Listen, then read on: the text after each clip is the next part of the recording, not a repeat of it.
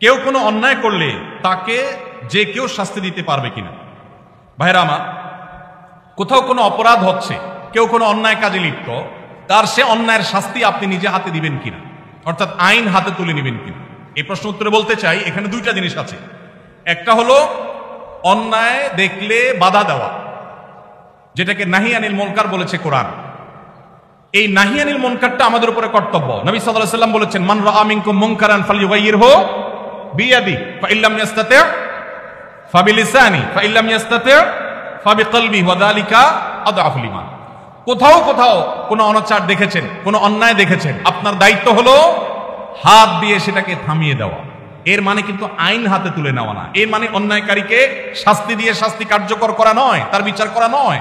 এর মানে হলো আপনি আপনার শ্রম, মেধা, কায়িক পরিশ্রম দিয়ে সে অন্যায়টা যেন না হয় তার জন্য আপনি উদ্যোগ গ্রহণ করলেন। সে উদ্যোগটা আপনাকে আইন হাতে তুলে নিতে বলে না, কিন্তু উদ্যোগ নিতে হবে। আর যদি সেটা না পারেন, অন্তত মুখ দিয়া বলবেন, ভাই অন্যায়টা করবেন না। আপনি যদি কোথাও অন্যায় হচ্ছে দেখেন, আপনি সেখানে প্রতিবাদ করবেন। তবে সেক্ষেত্রে নাহি আনিল মুনকার করার ক্ষেত্রেও, অসৎ কাজ, অন্যায় কাজে বাধা দান করার ক্ষেত্রেও আপনাকে হিকমা অবলম্বন করতে হবে। আপনাকে সর্বোচ্চ উপায় অবলম্বন করতে হবে, যথাযথ উপায়। যদি সেক্ষেত্রে আপনি ত্রুটি করেন, তাহলে দ্বীনের খেদমত করতে গিয়ে দ্বীনের আরো ক্ষতি হতে পারে কি পারে না? এই জন্য ভাইরা, বিদগ্ধ আল্লাহ ভীরু আলেমদের সংস্রব, সোহবত, তত্ত্বাবধান নিয়ে এই সমস্ত কাজ করবেন, তাহলে এই সব কাজ সুফল বয়ে আনবে। আর না হলে এগুলো ক্ষতি আমাদের করবে। চেষ্টা করবো তো সবাই ইনশাআল্লাহ। ভাইরা আমার, আমাদের অনেক ভাইরা আছেন এই জাতীয় কাজ করতে গিয়ে তারা লেজে গোবর করে ফেলেন। এই জন্য ওলামাদের তত্ত্বাবধান এবং পরামর্শ গ্রহণ করবো ইনশাআল্লাহ। দ্বিতীয় আরেকটা জিনিস আছে এখানে, সেটা হলো আমরা এই জাতীয় নাহি আনিল মুনকার করার বিষয়টি যেমন আমাদেরকে করতে হবে, পাশাপাশি কোনো লোক অপরাধ করলে তাকে আপনি মারধর করে, তাকে আপনি আঘাত করে শাস্তি কার্যকর করবেন, এই অধিকার ইসলাম আপনাকে আমাকে কাউকে দেয় নাই। এটা করবে বিচার ব্যবস্থা, ইসলামিক বিচার ব্যবস্থা যেন আসে, আল্লাহর বিধানের যেন বিচার হয়, তার জন্য চেষ্টা করবেন। তাই বলে আপনি নিজে বিচার শুরু করবেন না। যদি করেন তাহলে কি হবে? সমাজ সুশৃঙ্খল হবে না বিশৃঙ্খল হবে? আমার মতে আপনি অপরাধী, আপনাকে শাস্তি দেওয়া দরকার, আমি আপনাকে মারা শুরু করবো। আপনার মতে আমি অপরাধী, আপনি আমাকে মারা শুরু করবেন। সমাজে কি শান্তি হবে না অশান্তি হবে?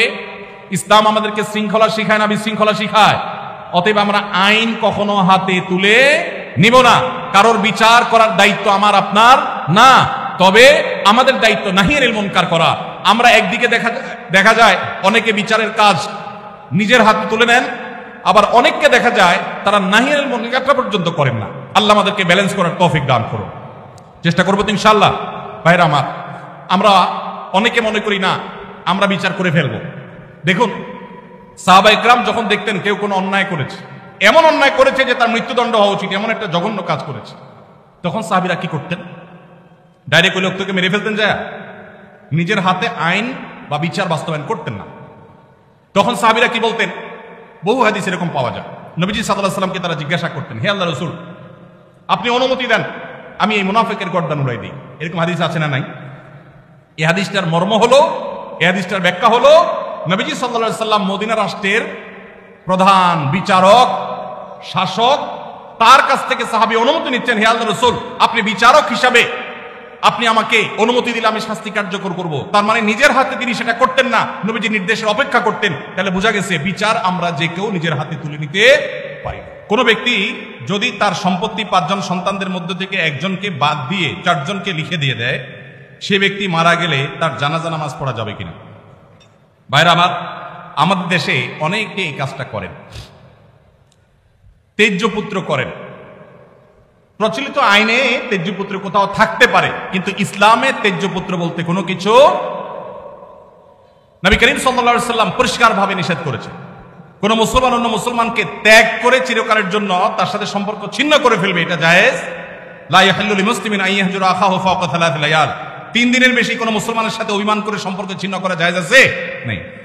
এখন সন্তান খারাপ, যত খারাপ হোক, আপনি সন্তানকে তথাকথিত তেজ্যপুত্র করলেন, করে কোনো সম্পদ দিলেন না, বঞ্চিত করলেন, আল্লাহর কাঠগড়ার আসামি হবেন। আপনার ঘরে জন্মগ্রহণ করেছে, অতএব আল্লাহর কোরআনের মিরাসের আয়াতের নির্দেশের আলোকে এটা তার প্রাপ্য হক হয়ে গেছে। হ্যাঁ, সে যদি মুরতাদ হয়ে যায়, ইসলাম থেকে খারিজ হয়ে যায়, তাহলে সেটা মানে আমিনাল ইরফ, বা সে পরিত্যক্ত সম্পদ থেকে বঞ্চিত হবে। কিন্তু মুসলমান আছে, আপনার কথা শুনে না, আপনার খায় খেদমত করে নাই, আপনি সে অজুহাতে তাকে কিছু দিলেন না, বাকি সন্তানদেরকে দিয়ে দিলেন, আল্লাহর কাঠগড়ায় আসামি হতে হবে, জায়েজ হবে না।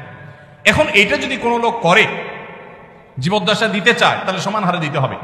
এক সাহাবী নবীজিকে এসে বলছেন, ইয়া রাসূলুল্লাহ, আমার সন্তানকে অমুক ছেলেকে আমি এটা দিয়েছি। নবী সাল্লাল্লাহু আলাইহি ওয়াসাল্লাম বলেছেন, বাকি সবাইকে দিয়েছো? বলেন না, দেই নাই।